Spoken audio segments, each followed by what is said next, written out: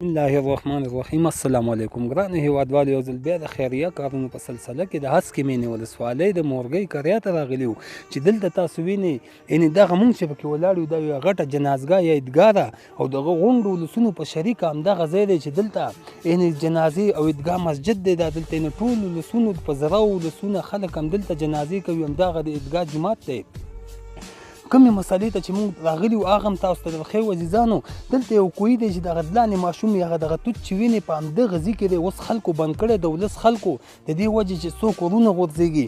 دغه کوی چې کوم دی مخکې جوړ اوبه پکې ښه پرېمانه دي، خو د ډېرو جنګونو د وجې اوس تخریب شوی وران دی. د دغې کوی کې اوس چې کوم ضرورت دی هغه یادونه تاسو سره موږ کوو. هېوادوالو دغه کوی چې کوم دی اوس سیخان نشته او پیپونه یې نشته دی او یو څو چکونه او پمپ ته ضرورت دی.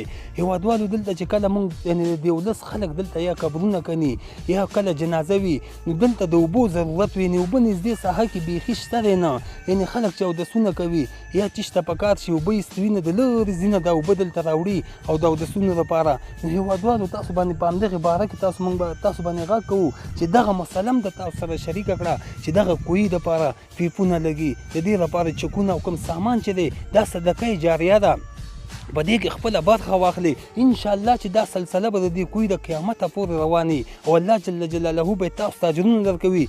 زه نن د خپل ټیم ملګرو سره یو ځای راغلی یم او دغه مسله هم ستاسو تر غوږه در ورسوله چې تاسو په دغې کې موږ سره پوره خپل کومک او همکاري وکړئ چې انشاءالله الله جل جلاله به ستاسو کومک او همکاري کوي.